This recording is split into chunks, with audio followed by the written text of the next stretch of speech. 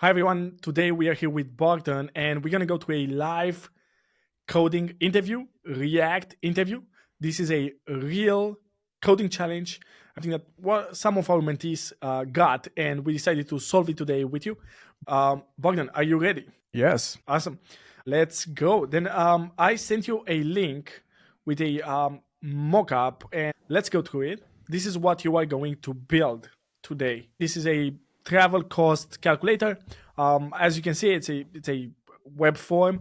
We have a starting point, a destination. This data will come from an API, but you're gonna have to build the input forms. And based on that and the vehicle type that the user is choosing, we're gonna have a calculation going on. That's the total amount. The submit functionality that you see there with this button, submit, that's out of scope for today. But there's a catch, right? When you click on the button, add additional destinations, right? You see it, add additional destination. Another destination form should be added. Okay. Okay. So far, so good. Yes. I do want to ask a couple of questions before we get started. Okay, so correct me if I'm wrong here. We have a starting point. The user will edit this, so they type Berlin or whatever. Should we add any validation at this input field for the scope of the exercise? We could, but again, we don't have a lot of time here. No validation needed so far. Okay, and then they add a destination. And if they click on add additional destination, they can also add more destination fields. Yes. Perfect. Then we have the vehicle drop down, and these options come from the API. Yes, you will have to mock this. Just we're gonna add the ones you see here: car, train, plane. Perfect. And then the expense name is calculated from what I see based on the starting point and the hypothetical destinations, but the users can edit it. And then I see here this total amount, which is the one you mentioned we need to fetch from the API. Should we fetch this every time they type or they change the destination? Yeah, I want you to mimic the fetching. Again, we're not going to query the API this time. So maybe you can mock it using some JavaScript function. So I would assume the amount has to be refreshed every time somebody adds a new destination or they change, for example, the starting point. Is that right? Yes. Okay, and the summit, it's out of scope. Okay, perfect. So I'm just going to go ahead and sketch really quick before I go in type the component structure, try to identify the state. So it's pretty obvious that we have some sort of starting point state. So we have a starting point import. We're going to add state because users can modify that. Then we have a destination array. So we definitely will have a destination array that we need to submit. And I would assume... Why are you going for an array? Because this is a list of destinations and we'll be able to add more destinations or remove, I would assume. When it comes to the destination object, I would say, because we could store this as strings, but that would limit us. So I'd assume we're going to have to create an object here. And I would say one of them would be the ID of the destination and the other one would be like another value. So I'm going to model them like this. So let's say this is Berlin. And for the purpose of the exercise, maybe we just keep this to the lowercase value, but this should be a unique ID. Just because we're gonna need a key value for React when they re-render and whatnot. So when people add a new destination, there will be here a state transition. We add a new destination with probably a random ID, an empty value. And then here we're going to have state, which is basically the vehicle type options. Okay. And then this would be just another input field. I'll call it expense name. And we can use an effect to, whenever somebody changes it, they can either change it manually or have an effect, or like whenever they change the other parts of the state, we update this version.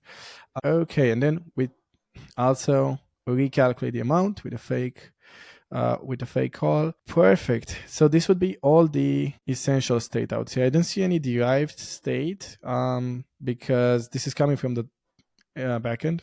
There's definitely no derived state here. Everything I see, it's essential state because all the state it's pretty much independent. This amount looks like derived state because it feels like we can compute it from the other values, but we're not doing that on the client. We're sending things to the backend and then getting it back. yeah, we only have essential state here. Okay, cool. So should I think I'm ready to switch over to the code and we can start trying to implement this. Sounds good. Just before we do that, I mean, you talked about essential state and derived state. What is essential state for you? What is derived state? What's the difference? So essential state that basically it changes independently, and you cannot really derive its value from the other state variables. And derived state, it's basically state calculated based on other state variables. Just to give you an example from my past work, whenever you have a checkout cart, you could assume that the essential states are the items in the cart, which can only change if the user does something.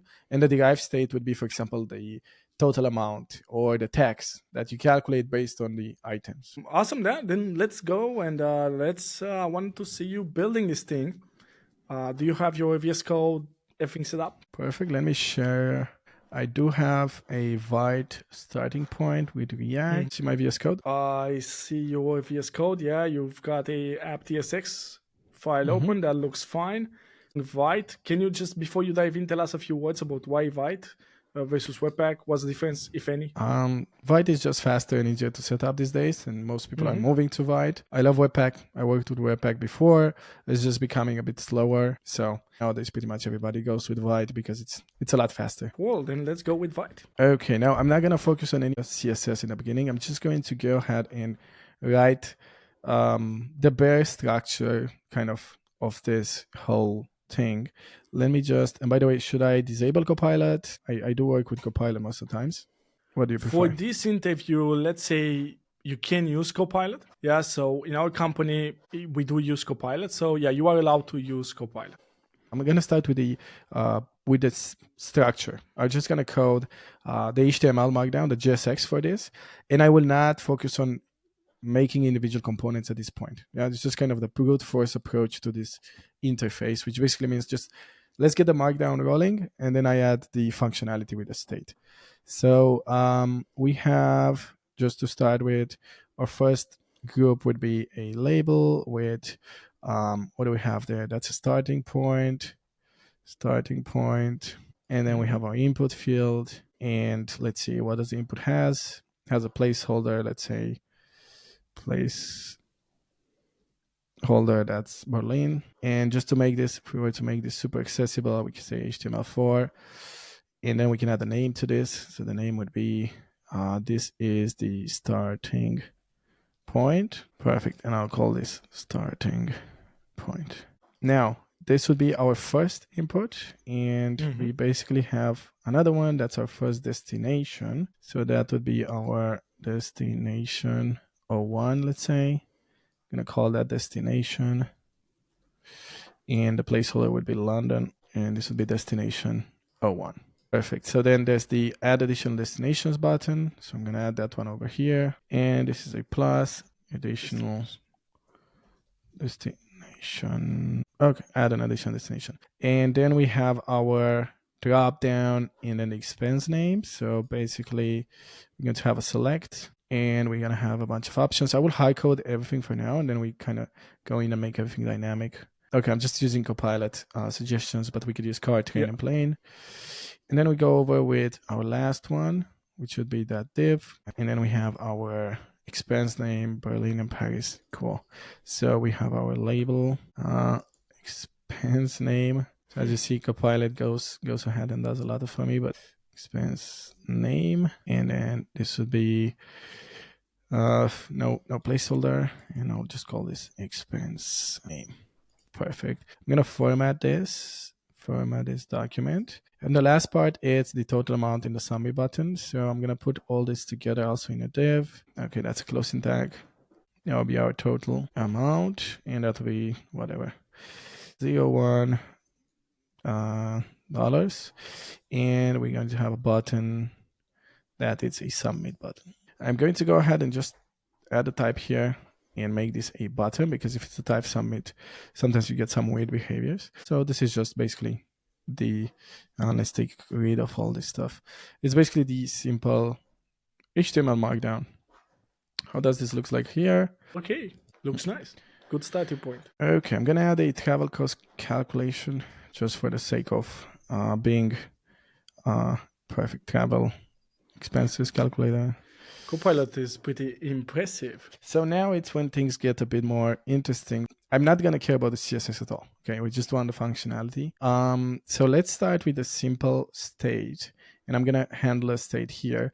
We could have put all this in a form and then manage the form values, but I'll choose independent inputs because it's just kind of easier to get started with. So if you choose independent fields, how are you planning to manage the submission, right? Because when you choose an HTML form, right, kind of the submit button is going to grab everything that's in the form, right?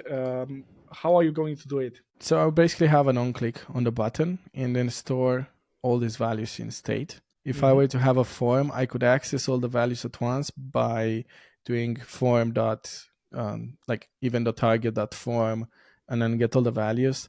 But it will still not be super straightforward to get those values and validate them. It's slightly easier if they are separated. Awesome. So this is our starting point, and we have the state starting point, and that would be a use state with, I'll say, perfect. So that's our first one, and then we said we have our destination list, I will call it, just to be super explicit. And I'll call it set destination list. And that would be, the initial value will be an array with one destination. So we're going to do this. And here we mentioned we're going to have an ID. Now this is when it gets tricky. How do we generate an ID? We could actually do string of mat.random. I do not recommend this in production, but it's good enough to get started. How would you do it? I don't want the implementation, but how would you do it in a production environment? Probably use something like a UID for a much safer ID. Kind of the standard solution. Yeah, and I know some use cases where people actually, they make a request to the backend and create it in the backend, so then you have data integrity, but UID should be fine.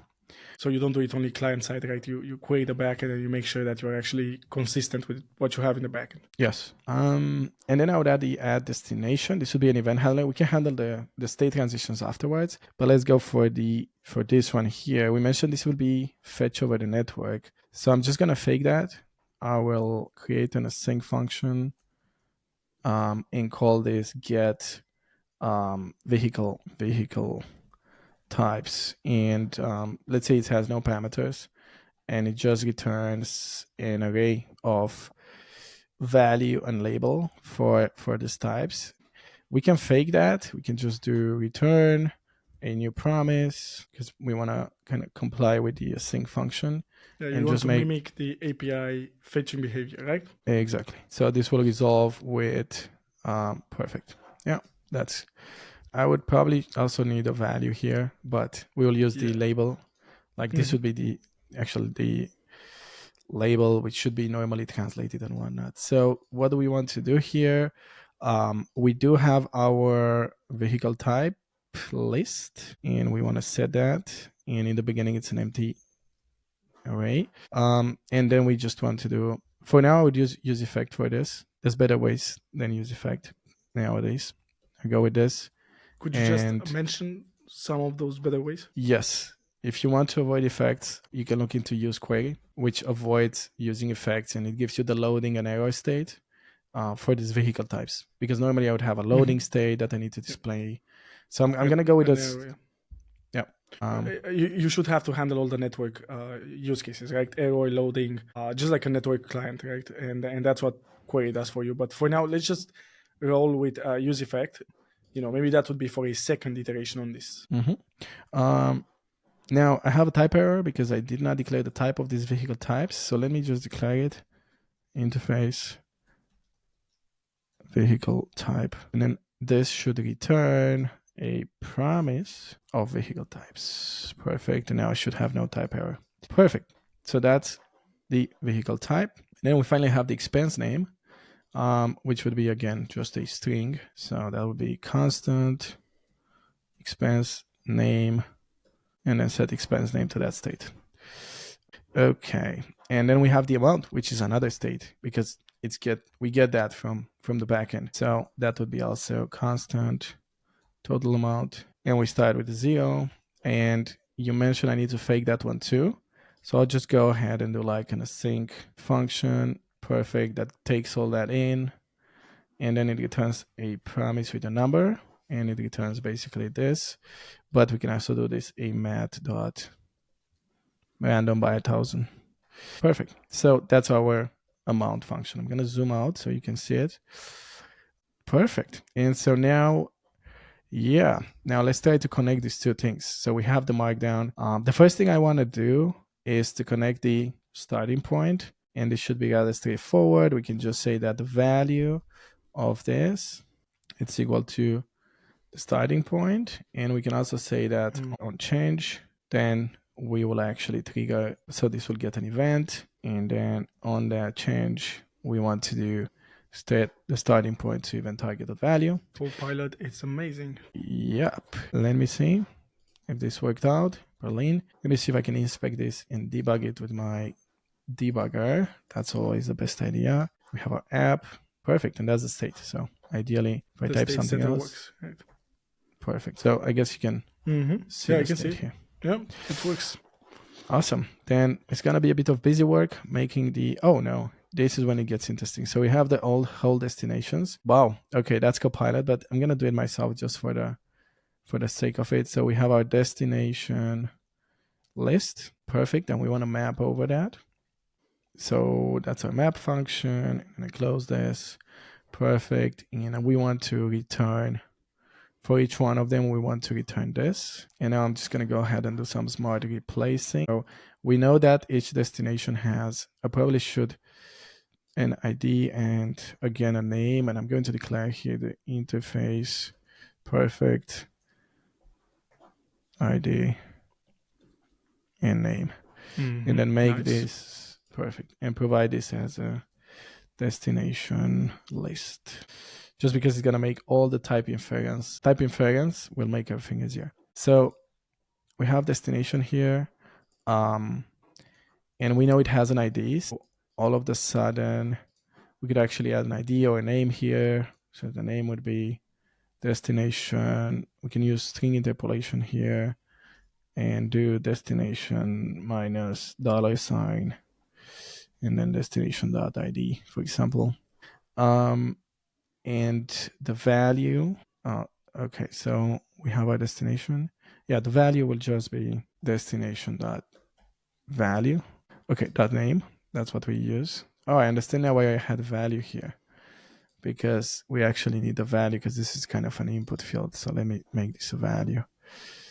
That's, oh, be careful. I'm getting ahead of myself. Be careful. That would be a value, and that's a string. Type string, and I think in the type in, yes, that's a value. Yep. Perfect. Okay, so that would be it. We can actually use this also as the label for.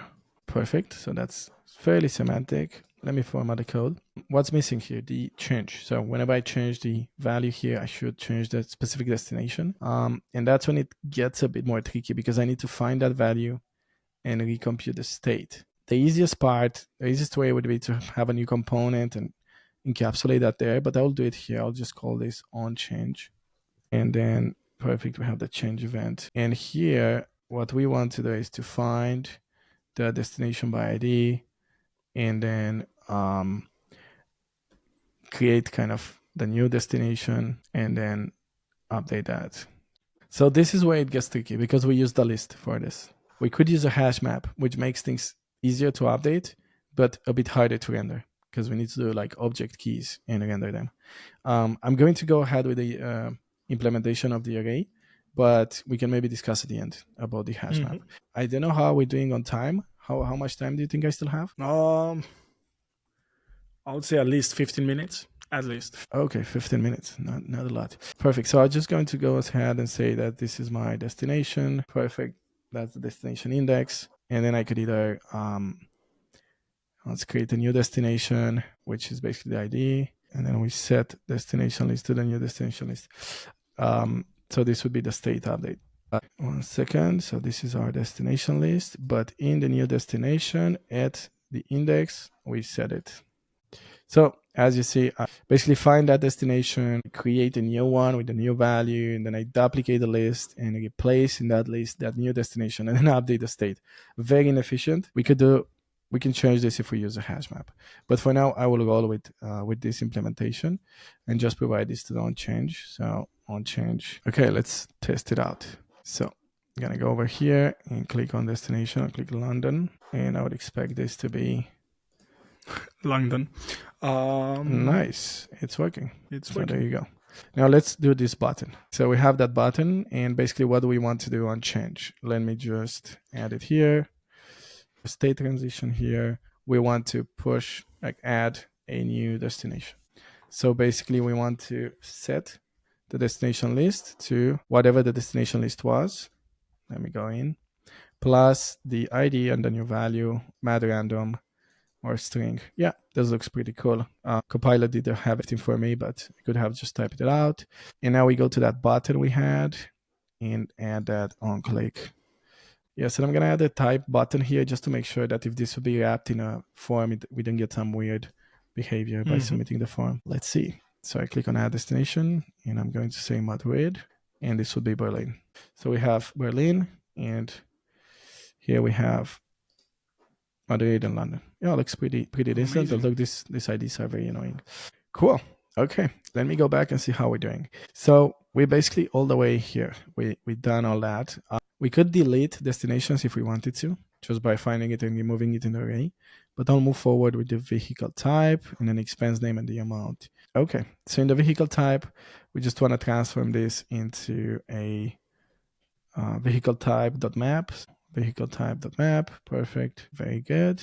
And then we have some logic here. And here I will have an option with that key. We need keys for performance. And I do think we need a value too, because that's how you know. And I'm going to use the label as a value, but normally there should be a value, because the label is something that humans can read. It can be in different languages, but the value should be universal. Maybe you clean the other options. Nice. Perfect. And now let's see if I go over and what's happening here. I click track plus. Okay. Now let's connect it to state. You can go on change and just say we have an event, and it basically says set the vehicle type. Oh, we don't have a state for that. So that's the one we missed. Constant. That's a field itself. Yeah, selected vehicle type. So 2 things. We need a setter to the event.target.value. And we need the value of this to also be binded. So the value should be equal to the selected vehicle type. Let me see if it works, and then I explain my choice. So we go over to app, and there's nothing in there, and I select truck, and we have truck here. Yeah. Last but not least, we have the expense name and the amount. I'll move forward, and then maybe we can. Perfect. So the expense name would be, yeah, we can do that with an effect. Whenever we change the starting point or the destination list, then this could actually also set the expense name to starting point. Actually, in our requirements, we had starting point minus. Yep. And then we were joining those with a minus, I think, space, minus space. Maybe add some spaces between the minus. Yes, perfect. So basically, if I type here Berlin, wait a second, set expense name. Oh, but we need to link the values. So expense name value should be the expense name. Perfect. So I have Berlin. Oh, you see, there's a bit of an error there. If I type there London and then Madrid, it should kind of work. Yeah, it kind of works. Add another one? Can it? Oh, okay. We cannot really display it. But... Yeah, I need some CSS, but let's say this is be born here in Germany, and it's gonna work out. So then finally, I mean, I should have also the ability to change this, so I will need an on change here to do the same. And then for the total amount, we could use another effect, which basically it's calling the calculate total amount, resolving that. We have destination list. What is here? Destination list, it's an array of destinations. Okay, so I should have no type error. This is getting a bit longer. And then set the total amount to it. So I think right now, if I go ahead and type Berlin, okay, let me refresh Berlin. Oh, the total amount doesn't really change. Did I hard code the total amount in the... Give me a sec. No, so we resolve that. Give me a sec. So what do we do here? We set the total amount to the total amount. Oh, it's not dynamic. So should have here the total amount. So if I type London now, there you go. So yeah, that's pretty. I mean, I should round this, but that would be more or less all the functionality. And of course, I could go over another layer of CSS to make this look all pretty. What would you use when doing the styling? In the past, I used a lot CSS in JS, just because it's easy to add certain interactivity here. For example, if we want some in-field validation, with CSS in JS, it's super easy to color things depending on JavaScript values. I use style components in React. We could also use plain CSS, but it's just a lot better if we have components. If we also scope our CSS to our components. One question I have about this is how would you go about testing this application? And let's split it between the business logic. You have an integration with the API, and then we have the React application as a whole. So just a few words about how would you go about testing this if you had more time? So if I had more time, the number one thing I would do is to extract some components. Right now, everything is all together, which makes it very hard to test. And I would assume we're going to have a component for each one of those fields. And I would unit test all those components separately if they have any logic. And then probably for the whole form, write some sort of end-to-end test with Cypress. What about the integration with the API? How would you test that if you had a real API? I would probably just mock the API calls and use Cypress fixtures to literally mock this and write end-to-end tests. I see that we are using a lot of effects. What would be a drawback of having so many effects in the application right now? Sure. So let me take a look. Oh, perfect. We're using 2 of them here and another one here.